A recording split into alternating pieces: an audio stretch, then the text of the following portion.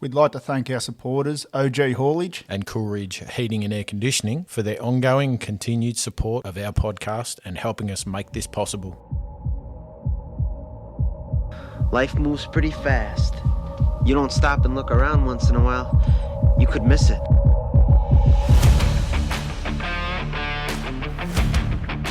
Ooh, so I'm in with another chance then. Nice. Should we get started? Yeah, mate. Welcome to Get Outdoors with Drew and Cam, How are we all? the podcast that aims to get you off the couch. I think we'll hook right into it this week, Cam. We should do. We should. We've got Zack waiting for us. We've been invited, then joined by Zack from Hunting Connection Podcast. Welcome to our podcast, Zack. G'day, fellas. Thanks for coming on, and thanks for inviting me on yours. Oh, absolutely, mate. It's absolutely our pleasure, actually. I mean, you're our first collab invite, whatever you want to call it. Professional podcaster. We are, man. We're going off, sitting at a bar, talking to a bloke in South Australia. What more could you ask for? That's it. Zack, I was going to ask you a question to start right off the bat. Yeah, mate. We're Victorian, you're in South Australia.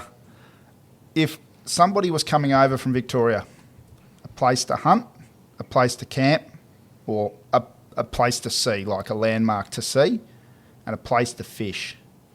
They're the sort of three things that we look at. So, What's your big three? yeah, what's your big three? Okay, so South Australia, unfortunately, we have no public land hunting apart from some waterfowl areas. So you have to know someone or you pay to play. And there's some spots in the Flinders Ranges, which is really good for goats, but you're going to be paying big money to shoot goats because they get mustered for the meat market these days. So the Flinders is absolutely gorgeous. It's one of the most breathtaking places you can go. It's very arid, but it's very beautiful at the same time. So that would probably tick off the place to camp, full drive. There's some cool fishing spots down there. There's That's up around the Flinders Ranges, you're saying? Yep. Yes, Okay. around the Flinders. Yep. There's a place called Aruna Dam, and they stock Murray cod, silver perch, golden perch, yellow belly. I believe you guys call them. We call them callop. But yeah, so they stock them up there, and I think they're going to start stocking some Australian bass in these reservoirs as well. So They are good fun. They are a good fun species to catch the Aussie bass.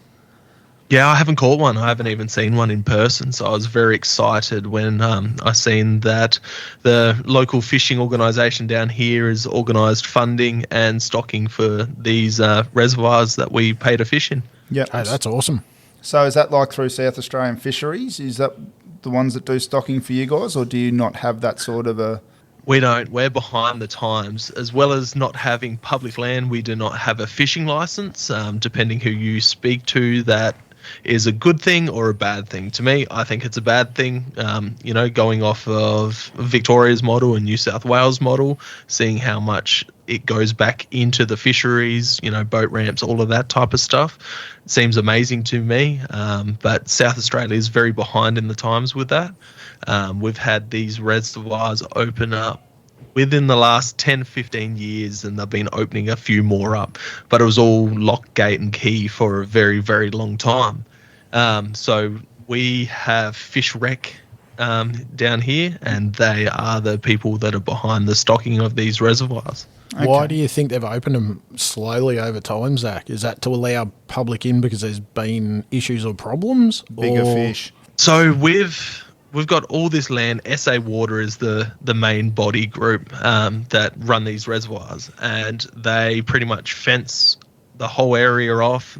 All the land around it was gated off. You couldn't hike, you couldn't explore, you couldn't do anything.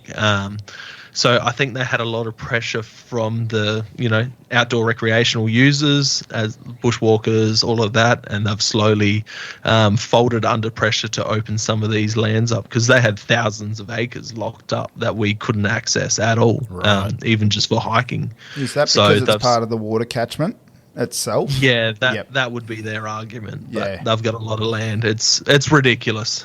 South Australia's shocking. It's either forestry, conservation, national park, and it's very, you can't do this, you can't do that. So looking over at Victoria, we get very jealous of the opportunities that you guys have. Yep. There's been a few, but I think the problem we've got with Victoria mainly is a lot more of the city dwellers they're the squeaky wheel. Yeah. Whereas hunters, we're too busy either working or hunting or fishing or camping. And then you come along and you get anything from a city dweller going, oh, you shouldn't be up there.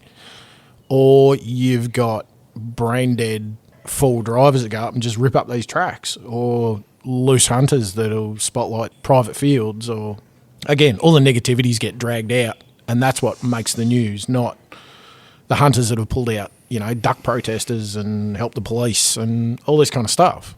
I think that makes that's why I covered on that on one of the posts earlier in the year when the hunters helped the protesters, because one of the guys from my wasn't my Snake Island.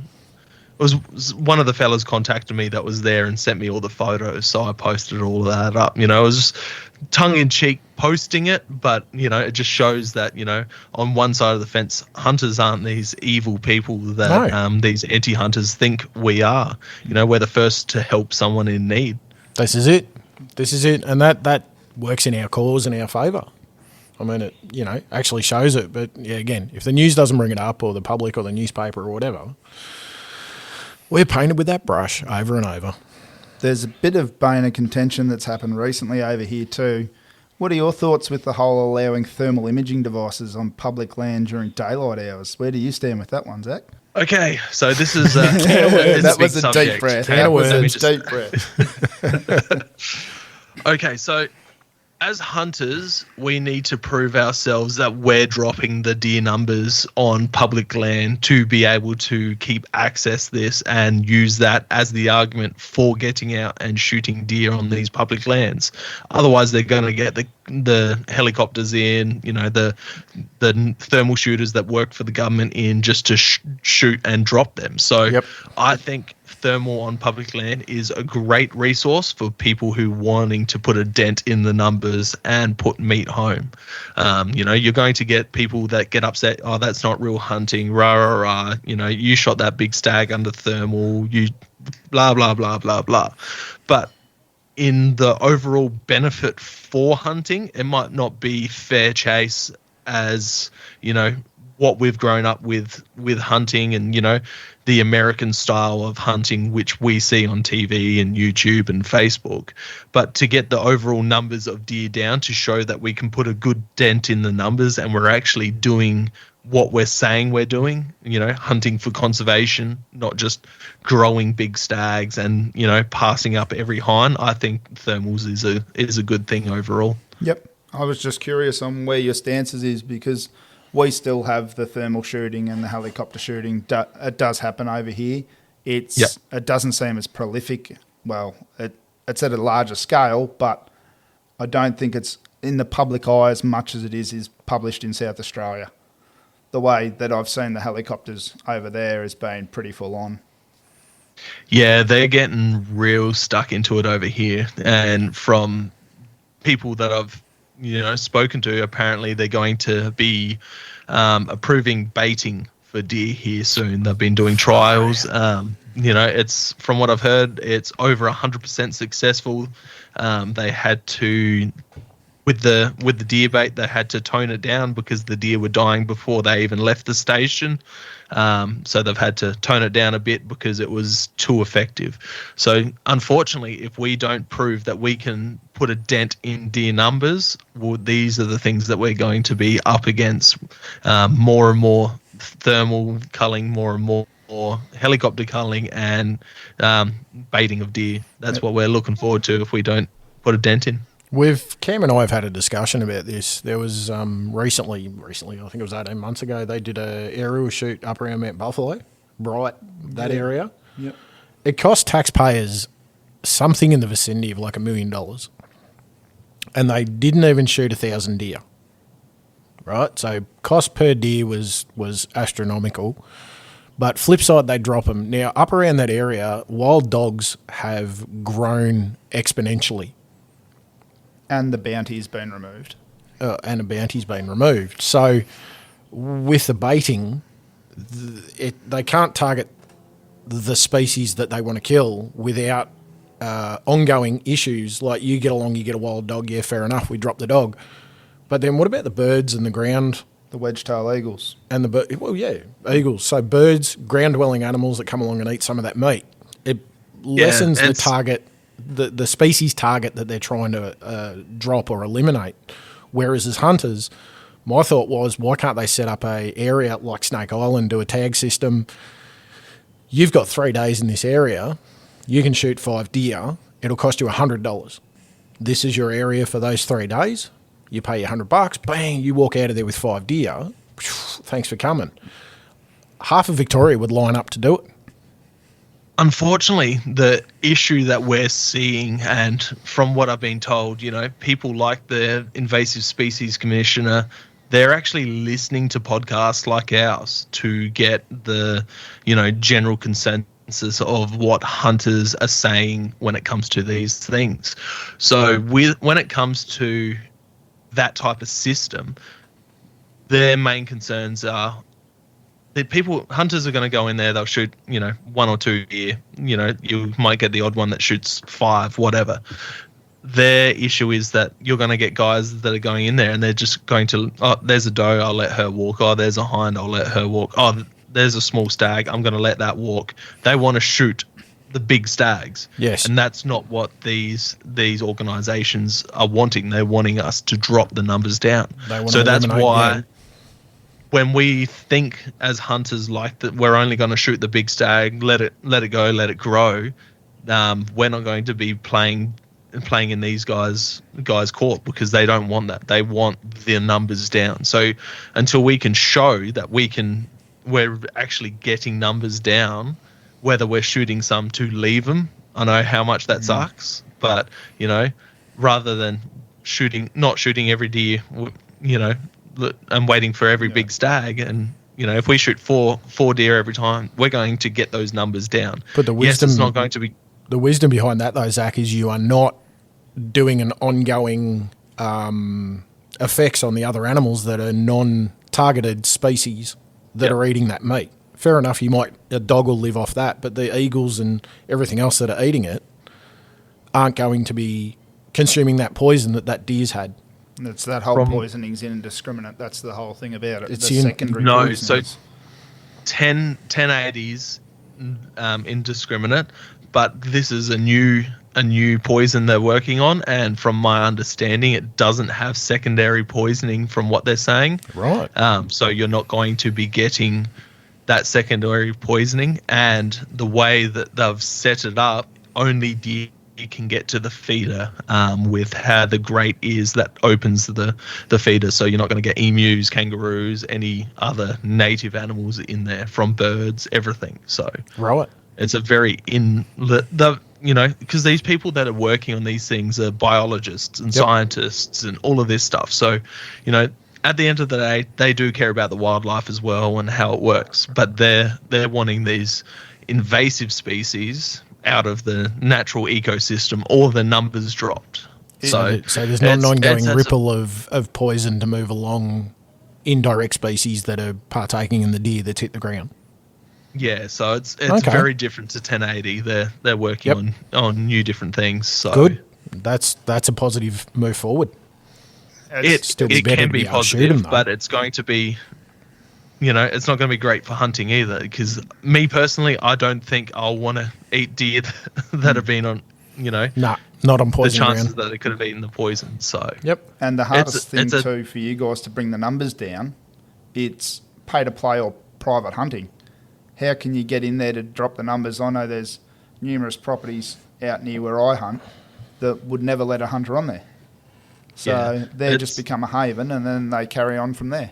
And what happens here in South Australia is we actually have the Landscape Board and Invasive Species Council. They fly over properties with helicopters and thermals, and they do deer counts And Okay. if you've got too many deer on your property, they're going to go knock on your door and say, hey, you've got an issue. You've got this long to sort it out. If you don't, we're flying over and we're shooting the deer. You've got choice A, you do it, or choice B, we do it. I did see the clip of, it was last year, wasn't it, where there was a hunter in a small patch of bush over that way, and the coloured chopper came in over the top of him and started shooting deer.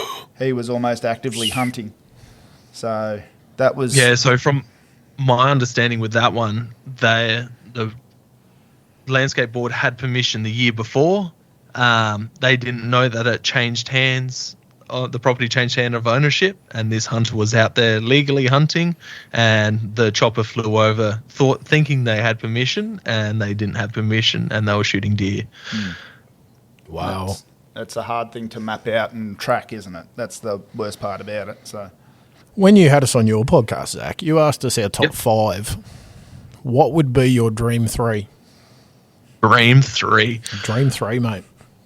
Oh, it's a hard one. Bear is right up there. I've spoken to a lot of Americans. I just had a fella from Prince of Wales Island in Alaska on. Wow. And black bear is highly up there. Chatting to him, he's taking a boat around all the coves, spots bears feeding on the shores. Then he jumps in a little rowboat from his boat, rows into shore, and goes bow hunts and rifle hunts them. Rows into the beach and then pulls up on the rocks and the sand, and then makes his stalk from there. And then once he shoots it, he has to put it on the rowboat, sit on the bear, go back to the boat. That just seems freaking wicked. I was just listening to that on the way down tonight. It was a good listen to actually...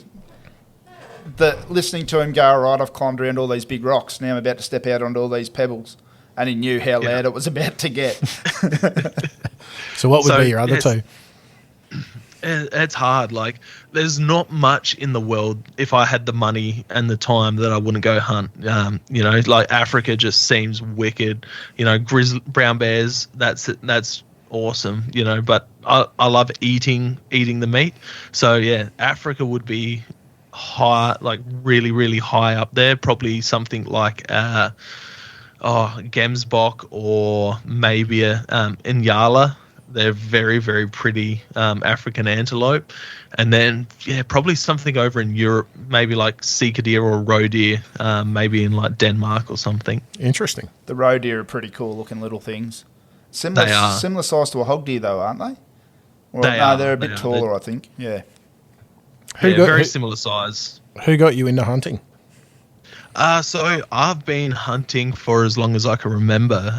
My parents separated before I was 1, and I'd go to my grandparents' house every fortnight from when my parents separated. So my pop, he's a hunter, a fisherman, a camper, 4-driver. He grew up bush. He, used to shoot rabbits and foxes back in the day when you could make decent money off of it. He'd work all week and then he would shoot all night. So every opportunity I stayed over theirs, we were out hunting, fishing, camping, 4-driving. So it's just all I've known. And then I hit about 17 and my biological dad can't get his firearms license. He took me out bow fishing because he was getting into archery. And I went out bow fishing. I'm like, oh, this is freaking wicked. I'm going to go do more to this. And then went back to his house and started watching bow hunting DVDs. There was a South Australian fellow called Casey McCullum, and he put out a couple of bow hunting DVDs, and I'm like, okay, this is what I'm doing. And yeah, Awesome. Non-stop ever since. Yeah. See, Andre Georgescu, is however you pronounce that last name. I remember watching his DVDs for fox whistling, and that was huge for me because That was insane, those vids. It changed the way I chased foxes. I used to be the old, there's the eyes, go after them, but you see those whistles and it all changed everything. So that's amazing Sorry. Oh, sorry. It's till you call one in with when you got a bow in hand and shoot it with a bow. That's even next level. I did That's an attempt art. that. I did attempt it. It was 15 metres in front of me and I got to half draw and let one fly. Took me completely by surprise. But What do you think hunting... What do you think you can take away from hunting that helps you in your everyday life? Oh, the serenity, being out bush, the mates that I make but I prefer hunting with someone because, you're having that camaraderie while you're out there. You're having that laugh. You got that trench humor. Everything. You're giggling. Well, that's me and my mates that hunt. Where we giggle and we're laughing more than we're actually hunting. We look like a couple of schoolgirls out there, and that's most of the guys that I hunt with. We're just at. There's way more laughing than actual hunting. You're just back to basics, aren't you? Yeah, it is. It's like a couple mates out there, you're making new friendships. I've been fortunate enough to hunt Victoria, New South Wales, both North and South Island, New Zealand, Texas, Mexico, and I've just been, fortunate to meet people from all around the world while doing it and make some killer friendships. That is awesome, mate. I've always enjoyed it with the hound cruise. It's the Friday night before the hunt, sitting around the fire, talking smack with everybody. That's all part and parcel of it, isn't it?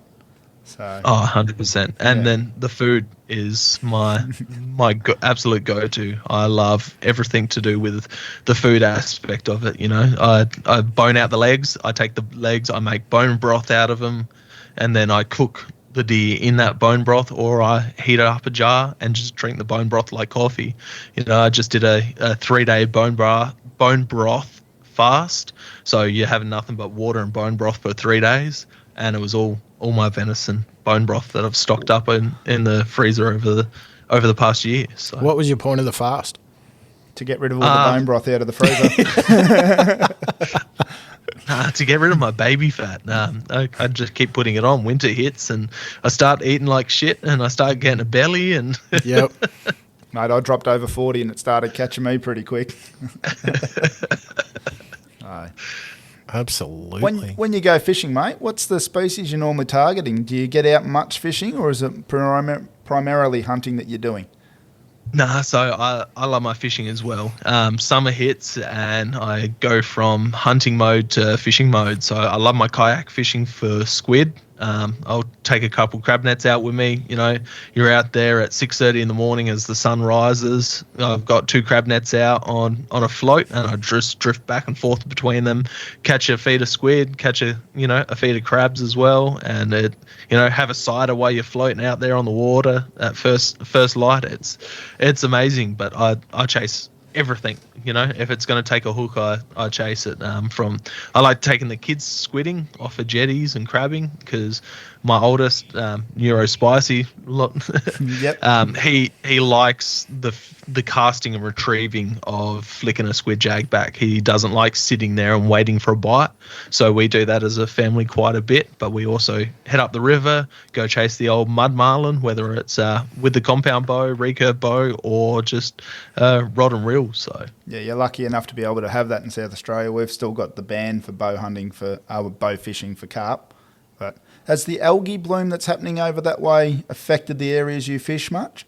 They have completely ruined it. It is an environmental disaster. That whole, from everywhere I fish, I don't know if we will see a recovery in the next few years. So it's very scary. It does look fairly devastating. The amount of rays and skates that have been washing up dead, it's, not good. Rays, skates, there's probably been 10 great white sharks that have died. All these different, from bronzies to gummy sharks to, we've had penguins, leatherback turtles, all your sea dragon species, every fish species you can think of, eels, everything. Have they pinpointed where it's all started from, or? They're saying it's from the floods. So the nutrients washing into the ocean went and sat below the shelf where the Murray Mouth is, and it slowly drifted around in the current and bring the nutrients. The algae bloom because of the nutrients, and the warmer start to winter we had has caused it, is what they're saying. There's conspiracy theories on it as well, from the Chinese warship that went off of the coast of South Australia and around, to the one that I'm more in favour of is we have the desalinization plant down here in South Australia. And at the same time as the algae bloom kicked off, we ramped up that desal plant. And then we also turned one on Kangaroo Island, which is like right in between where the bloom started. And you can only think, like, what do you do to water to boil it faster? You put salt in it. With these desal plants, they suck the water out, filter the salt out and pump the salt back into the water. And the same lady that banned bow hunting in South Australia is our environmental minister. And she's been quiet on it up until 2-3 weeks ago. So 3 months she's been quiet on it. So, yeah, that's my conspiracy theory on it. That's a better explanation than any of the others. The worst thing is, like you said, it's going to take years for that fishery to bounce back, to come back to a glimpse of what it might have been. Yeah, it's a very scary thing, if it happened in Port Phillip Bay or, Bondi Beach, there'd be, it would have been addressed. It would have been addressed straight away, but we're just coming off of, we've still got snapper bans in place. We might not see snapper fishing again on this side of thing. And if the squid are gone, all the seagrasses died out, all the coral on the jetties, that's all gone, It's devastating. It's depressing. It's sad, Yep. I mean, our biggest concern sort of in Melbourne is a lot of visitors to our state that do a lot of fishing, and they'll just pull anything and everything out of the water and bucket it and run off and throw it through a food processor. And we're always talking about we want to enforce, or we try to help enforce ethical fishing, size limits and X, Y, Z. But we're talking about that to improve for our grandkids. You guys are talking about great-great-grandkids maybe being able to fish. Yeah, it's scary. And like I said, our pastime up until, summer gone, that's what we'd do. My mum and stepdad have just bought on the coast in a nice little fishing town, and we'd go stay with them and go fish down the jetty, catch a few squid, catch a few crabs, a few tommies for the kids, and whatever else bit, I'd chuck a shark rod out there and, caught a few Port Jacksons and hooked a couple of big rays, and the kids absolutely loved it. But I don't see it being like that for the next few years if it will ever recover properly. So what are you looking at sort of going forwards? That's the pastime that you've had. What are you sort of thinking from here on? Because it's going to be a few years, unfortunately. So we have the reservoirs like I was talking about earlier. There's about 6 or 7 of those that are stocked, and they're open to kayak fishing and land-based fishing. So I'll be hitting them a little bit harder, but the Murray as well. So like I said, do a lot of bow fishing, chase a lot of mud marlin, just put more focus on, chasing cod in the river and callop and silver perch and stuff like that. Yeah. Get out some big surface lures and go for those cold early morning winter cod on the surface lures. That wakes up real quick. Our cod fishery isn't great, and that's the great thing about these reservoirs being open is it's allowed a lot of people who'd never caught a wild cod in the river to actually catch some decent sized fish. We can't take them. We can take the silver perch and the callop. We can take one of each or 2 of combined. But yeah, it's South Australia is horrible but good at the same time for fishing. If you want to go catch carp, you can go catch carp pretty easily. And that seems to be the people's issue with having fishing licenses here is that, they're like, we only catch carp 3 times a year. We're not going to pay to go catch carp. And that seems to be the downfall of the fishing license here. It's that hard part. They can't get over the money gets reinvested in what you're doing. That's the whole thing. We see fishing, cleaning stations, solar lights at jetties now and boat ramps. My local fishery, Blue Rock. So that's bass. That's all we chase out there. You can get trout. And the big redfin. Oh, yeah. Oh, I love reddies, man. Speaking about reddies, get the Kentucky fried the country fried chicken seasoning from Woolies in the green packet. I can't remember the brand, but coat the redfin fillets in that and then shallow fry them. And it's really good. There you go. We'll have to lift our game when we're out camping next. We will. Absolutely. We just pulled one out and he was on the fire in a few minutes. So cooked up and Drew had never Kentucky tried redfin. Yeah, Drew had never tried it. I think it actually stands as my number 1 tasting fish now. Like I was massive into trout before I got married and had kids, and trout's trout. You can do whatever you want with it. It's still trout. Yep. But that reddy absolutely took the cake. It was the sweetest fish I've ever eaten. It wasn't Yeah, all we the call 'em- cans and standing around the fire that made it taste so good. No. It was the fish. It was. We call them inland whiting down here, so I can understand why, mate. Do you get But, them in yeah, the little fish- school? Sorry, you go, Zach. What I made fish burgers out of them when I Kentucky fried them. So lettuce, tomato, mustard, and they go down a treat. Oh, that's got me drooling now. It's got me drooling now. Can I? We're sort of heading to the tail end of our podcast now, Yep. here, Zach. We quite often talk about mental health because a it's big quite thing. important to Cam and I. Your hunting and fishing, getting out and about with your family and things like that. How do you feel that impacts your mental health, if we may ask? Yeah, look, I've discussed this on a couple other podcasts. I had another mate that had a hunting podcast that was big on mental health. Myself personally, I've never had real issues with mental health. I'm not sure if it's just who I am or because I get out enough to have those resets while I'm out in nature. But I do have a lot of friends that have struggled with mental health in the past, and I have noticed that, getting out with a mate and hunting and fishing is their reset and helps them out in a great deal. So, You said before you've got a couple of kids, is that right? Yep. Yep. I've got a 11-year-old and a 5-year-old, both boys. Oh, awesome. You're able to set yourself a good example there, mate. Yep. Do you find you having that time out allows you to come back and be a better dad for them? Yeah, 100%. With my stepson, the oldest, being neurospicy, things get difficult at home sometimes, dealing with it, and learning to deal with the different issues that come with it. Having that reset does come back and, help me be better and, allows me to reset while I'm out and, think more broadly about how I'm going to deal with future situations. It's never easy. It doesn't. I'd like to say it gets easier, but sometimes it doesn't, unfortunately. No, it has its days and its struggles. So. It does. Absolutely. Yeah. Well, Zach, I reckon we're about time to wrap it up, matey. Absolutely appreciate every minute you've given us. Thank you very much for Thank reaching you. out to us as well to invite us onto your podcast, mate. It was greatly appreciated. And I just for want to sharing. shout out to Cody Gearin. He's the one that put me on, sharing your guys' podcast on his Instagram, and that's how I found out about you. Okay. Awesome. In the podcast game, if you guys aren't aware, Cody's known as the Podstitute. He bounces around as a guest between all the Australian hunting podcasts. So highly recommend getting old Cody on. Might have to hit him up. We'll have a chat, I think. Yeah. Cody, there's some messages coming your way.